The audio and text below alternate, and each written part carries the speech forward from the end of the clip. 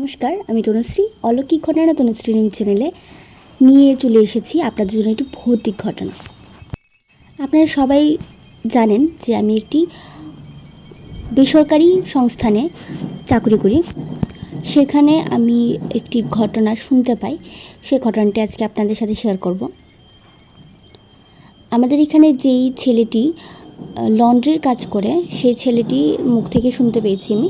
আমাদের এখানকার হাউসকিপিংয়ের কাছে বলেছিল ঘটনাটি, তো আমি আবার সেটা জানার জন্য যে সত্যি কী হয়েছে সেটা জানার জন্য ওনাকে জিজ্ঞেস করেছিলাম। উনি আমাকে আবার বলেছে কি হয়েছিল।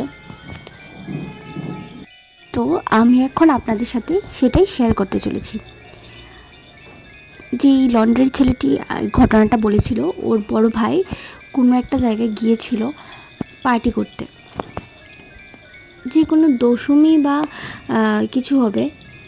গত বছরের ঘটনা এটা। একটা জঙ্গল টাইপের জায়গাতে গিয়েছিল ওরা, যেহেতু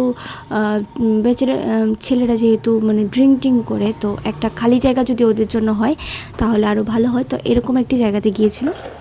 যাবার পর সাথে সবাই ছিল, তো ওরা ড্রিঙ্ক করেছিল, অনেক মজা করেছিল। তখন কিছু বুঝতে পারেনি, কিন্তু বাড়িতে যখন আসার সময় হয়েছে হঠাৎ করে ওকে আর কেউ ধরে রাখতে পারছে না। এরকমভাবে গর্জন করছে আর সবাইকে মেরে দিতে যাচ্ছে। তো ওকে যেন তেন প্রকারে বাড়িতে এসে ঢুকালো। বাড়িতে এসে ঢুকানোর পর ওর বাড়ির লোকজন সবাই ওকে ধরে রাখছে, যে যাতে ও মানে কিছু না করতে পারে। কিন্তু ও কিছুতেই কারোর হাতে আসছে না, মানে সবাই যে ধরে রেখেছে ওইটা ছাড়িয়ে দিচ্ছে, ছাড়িয়ে দিয়ে সবাইকে মারতে যাচ্ছে। এরকম পরিস্থিতিতে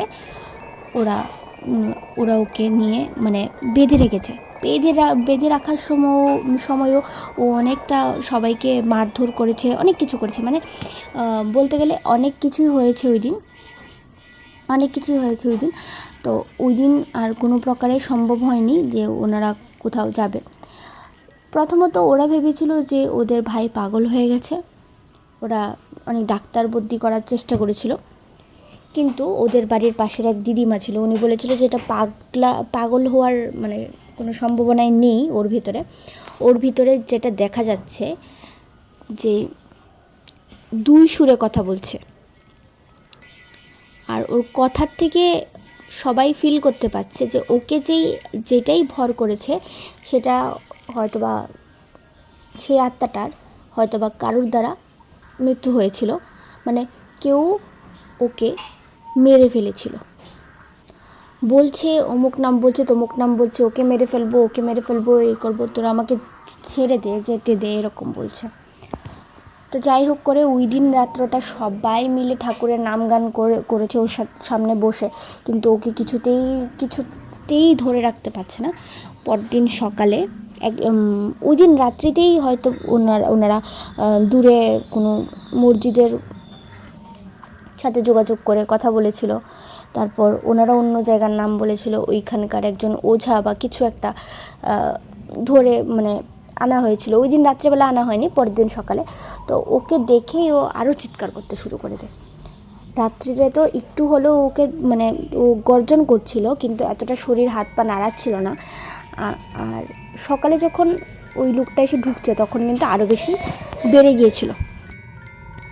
তারপর ওই ওঝাটা এসে ঢোকার পর ওনাকে জিজ্ঞেস করে যে তুই কোত্থেকে এসেছিস, কী করেছিস। তখন সবটা ক্লিয়ার হয়ে গেছিলো ওদের কাছে। আর যেহেতু ছেলেটা এরকম অবস্থা ছিল, তো ছেলেটা বলতেও পারেনি যে ছেলেটা কোথায় গিয়েছিল।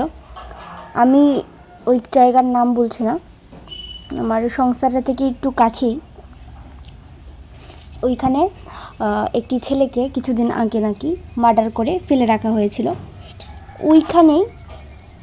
ওইখানেই ওরা গিয়েছিল সব বন্ধুরা মিলে ড্রিঙ্ক করতে, সাথে কিছু মাংস অনেক কিছু নিয়ে গিয়েছিল। তো ওই জায়গাটাতেই পার্টিকুলার যে জায়গাটাতে ওই লোকটাকে মার্ডার করা হয়েছিল, রাখা হয়েছিল, ওই জায়গাটাতেই কিন্তু ছেলেটা বসেছিল। ওইখানটাতে ওর লাশটা অনেকক্ষণ ধরে পড়েছিল, ওই জায়গাটাতেই ছেলেটা বসেছিল। ছেলেটা এখানে বসে মাছ মাংস মদিরা সব কিছু খেয়েছিল। তো এই কারণে আরও বেশি করে ওকে আক্রমণটা করেছিল। আর আক্রমণ করার পর থেকে মানে ওকে যারা যারা মেরেছিল, মানে সেই আত্মাটাকে যারা যারা মেরেছিল ওদের নাম বলছিল আর বলছিল যে ওদেরকে মেরে ফেলবে।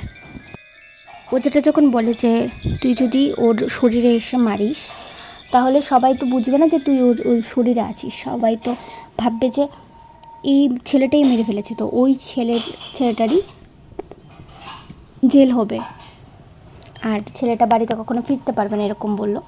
কিন্তু ওই আত্মাটা কিছু শুনতে নারাজ। তারপর অনেক কষ্টে সৃষ্টে ওকে ধরে বেঁধে ওই ওঝার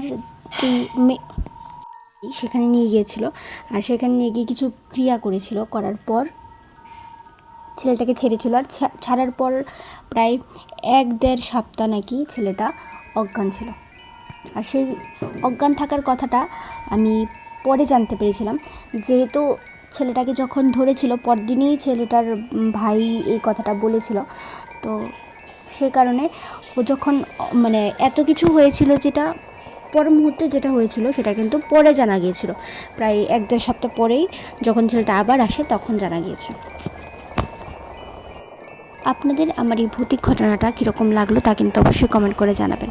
ভালো লাগলে লাইক, শেয়ার আর কমেন্ট করতে ভুলবেন না। দেখা হচ্ছে পরবর্তী আরেকটি এপিসোডে, ততক্ষণ সবাই ভালো থাকুন।